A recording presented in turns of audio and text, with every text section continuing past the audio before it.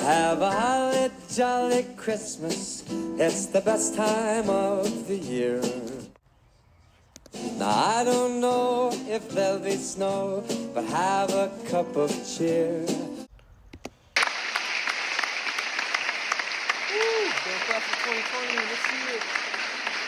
Jolly Christmas, it's the best time of the year.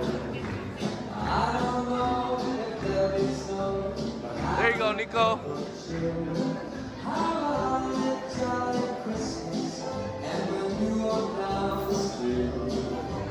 say hello to friends you know. Oh, the mistletoe is hung where you can see somebody waits for you. This love was for me. Holly jolly Christmas, and in case you didn't hear, oh my God, have a holly jolly Christmas this year. Get him, Steven, get him, Steven.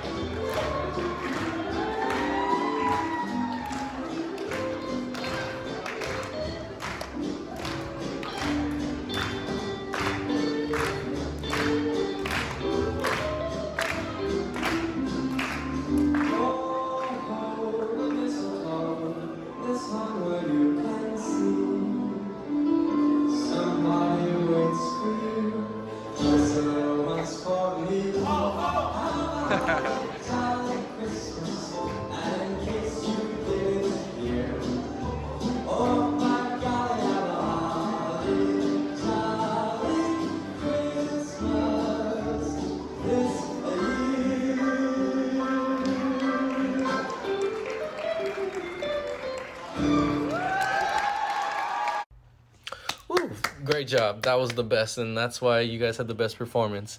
But now we're going to go ahead and we're going to give some shout outs to the people that actually sent me pictures of them in pajamas. And we're going to have a contest. You guys are going to vote in the comments. You guys let me know who deserves or who has the best pajamas, and you let me know, and they will win a prize. So here we go. Here are our contestants. Today I don't feel like doing anything. Just wanna lay in my bed. Feel like picking up my phone, so leave a message tone. Cause today I swear I'm not doing anything. I'm gonna kick my feet up, then stare at the fan. Turn the TV on, throw my hands. Nobody's gonna tell me I can't. Nah, I'll be lounging on the couch, just chilling in my snuggie. Click to MTV so they can teach me how to Dougie. Yeah, so I'm Juan Skellington. Oh, yes, Or is it the one and only Jesus? So those were the participants for today. Thank you guys for sending me those photos. It was really cool. So don't forget, vote for who you think has the best PJs. Just vote for them all, actually, because they all did it and they all deserve a prize. So thank you guys. Alright, so yesterday we talked about how King Philip the Macedonian was able to conquer all of Greece, and that was because of his strong army. Don't forget, the Greeks, they underestimated the Macedonians because they thought that maybe they weren't going to be powerful, or they thought they were barbarians, so they said, nah, these guys can't do anything, they're not organized like us. But they really were organized, and it showed in their military power. And they were so organized, they had this new military idea called the flanks. And the flanks was when they had this group of people in a square, and they had these really long spears, and these spears were able to go ahead and attack them. And they also stole a lot of things from the Persians and the Greeks of their military style. So for example, they had the cavalry, they had the archers that would shoot, and then they had the flanks come in. So they were able to go ahead and conquer all of Greece. Unfortunately though, King Philip, he was murdered at his daughter's wedding, and he lost the power. And luckily he had a really strong son named Alexander, and that's who we're going to talk about today, Alexander the Great, and how he was the one who pretty much did a lot of things for Macedonia. He started his huge empire, But he was a different type of person. He didn't really build an empire.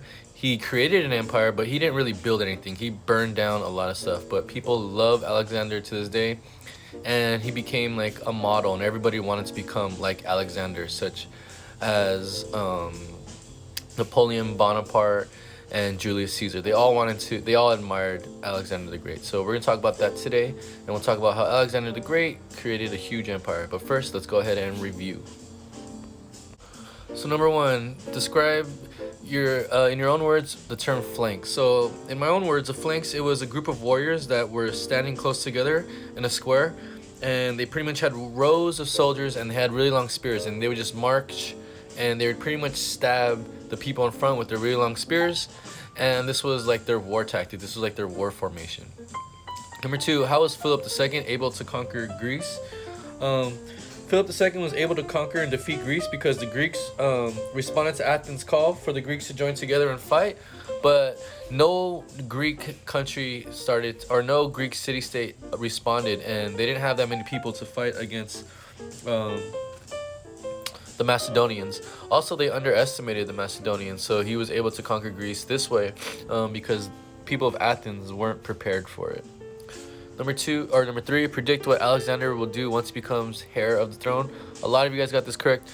We think that Alexander is going to go ahead and go and conquer other empires. Yes, he does do that, and Alexander does something that was never done before by the Greeks.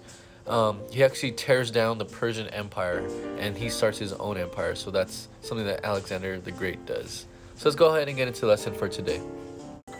So like I said before, today we're going to talk about Alexander the Great, and we're going to talk about how he was able to create this huge empire and unite Europe, Asia, and parts of Africa.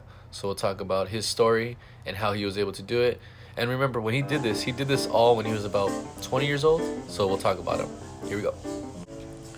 So when King Philip died, the people in the Greek city of Thebes rebelled, and they tried to go against them because remember, when a leader dies, they expect maybe there's not going to be somebody that's going to have power and have organization, and they're going to rebel.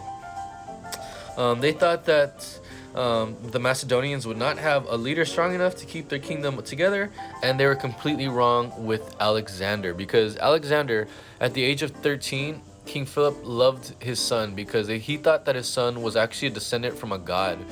Because Alexander, he was able to tame this horse that he had at the age of 13, that no one can tame his horse, and his horse is right there. And when his dad saw this, his dad knew automatically that Alexander's something great and he's gonna be fine. And that's why Philip wasn't really worried when he was about to die, because he knew his son was going to take the throne, and his son was going to do exactly what the dad wanted him to do.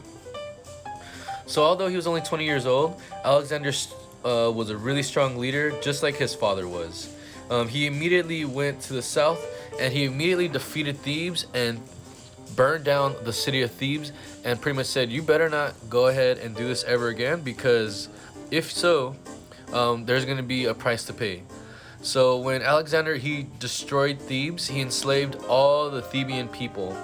So he used Thebes as an example to all the Greeks of what would happen if they turned against him. Like I was telling you, Alexander wanted to send a message. And when he built an empire, he didn't really build it. He conquered a lot of land, but he destroyed the land. He didn't really build things. He just marched and destroyed land, put fear in people's eyes. So confidently, when the Greeks saw what he did to the city of Thebes, no one really rebelled against him again, and this is when he set on his quest, all on foot, to go ahead and start an empire. So Alexander's effort to build an empire made him one of the greatest conquerors in history, and therefore he got the name of Alexander the Great because of his conquering skills. So just like his father, Alexander was a brilliant commander. In 334 BC, he attacked the Persians, whose armies were much larger than his own. Typically, they outnumbered him 5-1, but Alexander's troops were well trained and ready for battle. And pretty much, they would just march, and they'd defeat anything in their way. They were like a wrecking ball. And they kept defeating the Persians time after time. According to legend, Alexander visited a town called Gordium, and Gordium was in the Asian Minor, which is kind of like Middle East or parts of Asia. And while he was fighting the Persians, there was this ancient tale about this knot that was tied by an ancient king, and this tale said that whoever untied the knot would rule all of Asia. So Alexander was up for this challenge and said, I can untie this knot. So what he did was, Alexander, he went to Gordium, and when he saw this knot that this ancient king tied, he brought out his sword and he cut right through the knot. And when he did this, everyone was shocked. It's almost like at Disneyland when they have the guy who can pull the sword out of the stone, or I forgot the story, but whoever pulls out the sword has ultimate power. That's kind of like what he did. And Alexander, he cut right through that knot. And this was a good sign. And because everyone, when he saw this, they're like, oh man, this guy is someone different. He is a god. He's the one that can cut through this knot. Everyone else tried it and he did not do this. So after defeating the Persians near town of Issus, so after he went to Gordium, he started to travel to Egypt, which was part of the Persian Empire. One thing though, when he got to Egypt, the rulers heard of all his strong skills and the battles, and as soon as Alexander and his men showed up, all of Egypt pretty much just went ahead and surrendered. And they said, no, we do not want to fight with you. Go ahead, you can rule us, you can take over us. And they surrendered without a fight in 332 BC, and they crowned Alexander the Pharaoh. So Alexander had this huge reputation of being the greatest leader, untying the knot, marching to Egypt, not even have to put up a fight, and he became the Pharaoh. This is something cool. So after a short stay in Egypt, Alexander set out again. And this time he went to this small town called Guagmium, and there he defeated another Persian army for the last time. After this battle, the Persian king started to flee, and the Persians were really scared of Alexander because, like I said, he was a wrecking ball and he wasn't going to stop for anybody. So after the battle, when the king fled, the king soon died, and the reason why is that the king was killed by one of his nobles. And with the king's death, Alexander saw this as a great opportunity, and he kept attacking the Persian empires, and then he became known as the ruler of the Persian Empire because he was taking over all these different people.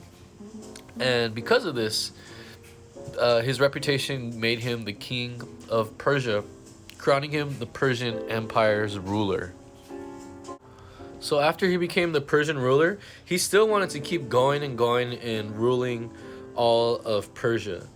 Unfortunately, when he got to India, a lot of his men were kind of real tired, and they're like, Alexander, let's go home already. We've been out here for months, for years, and we don't want to go keep fighting. We rather just go home now because we're tired. We miss our families, and we're just exhausted from fighting.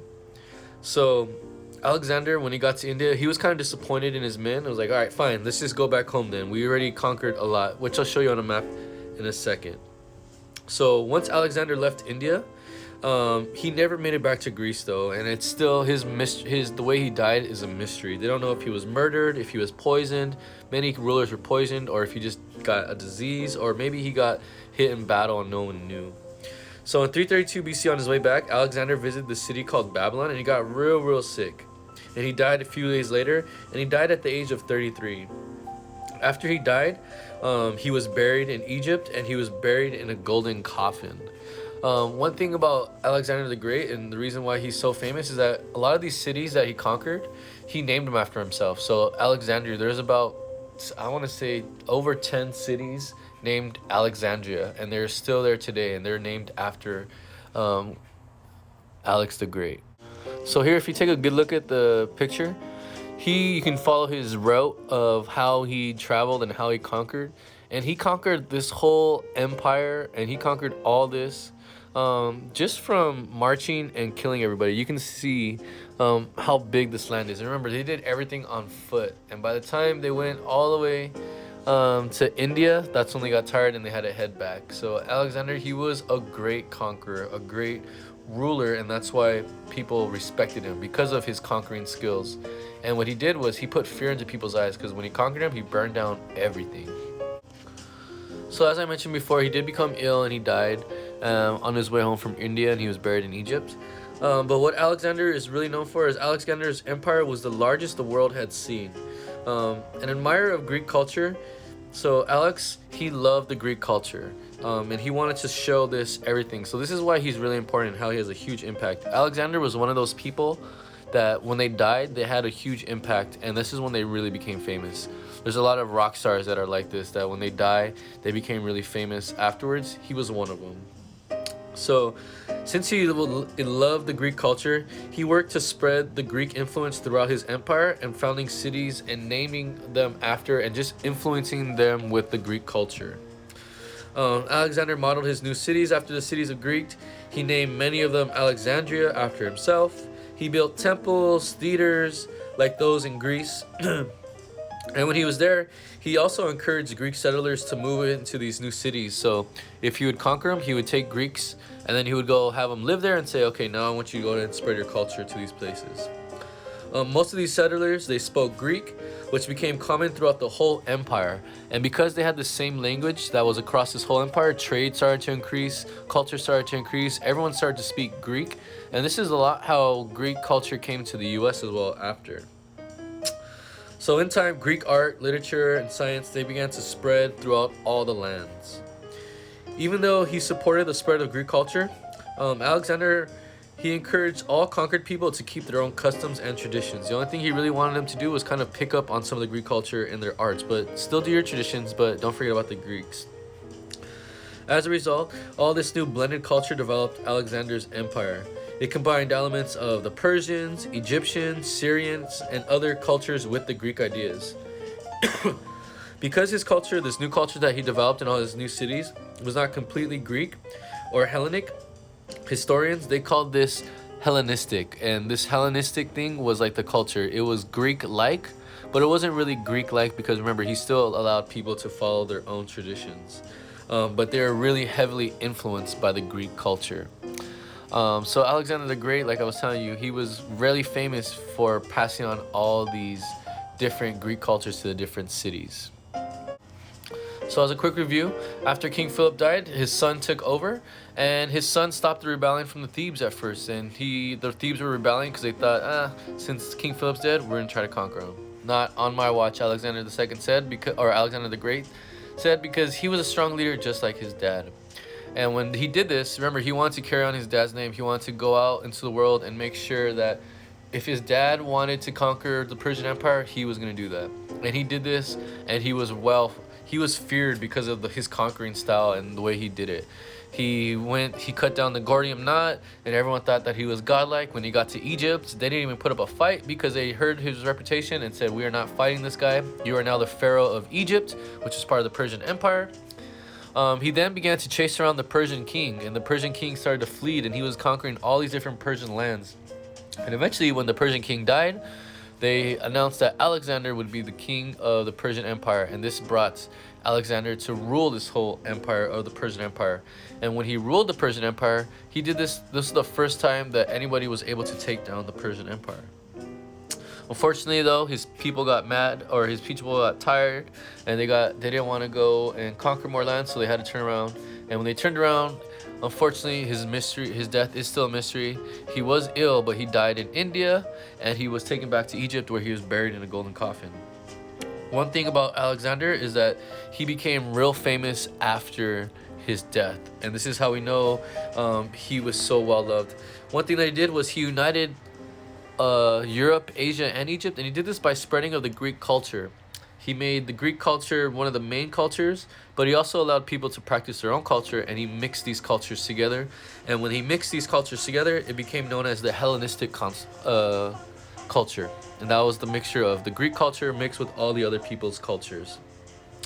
Like I said before, he didn't really build an empire, like beautify the land like most rulers did. He pretty much burned everything down, but why he was so important is that he united everybody with the same culture, which helped trade, which helped unify the language, which helped unify the different countries together, and that's why Alexander is so well loved and so popular these days.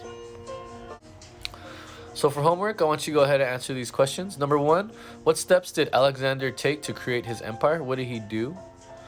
Number 2, how did Alexander help spread Greek culture throughout his empire? And number 3, why did Alexander destroy Thebes? Alright, so that concludes for today's lesson. We learned about Alexander the Great. If you're interested in more about Alexander the Great, you can always YouTube him. There's a bunch of videos on Alexander the Great. Thank you for those who actually sent me pictures of you and your PJs. And today, if you do send me pictures of you and your Christmas stuff, I'm looking forward to it. Don't forget, tomorrow we will have a Zoom session, and it is bring your pet to the Zoom session, or bring your pet day. So take a picture of your pet, and for those of you that want the homework pass, just upload everything. If you have any questions, always message me. If not, I'll see you guys all tomorrow.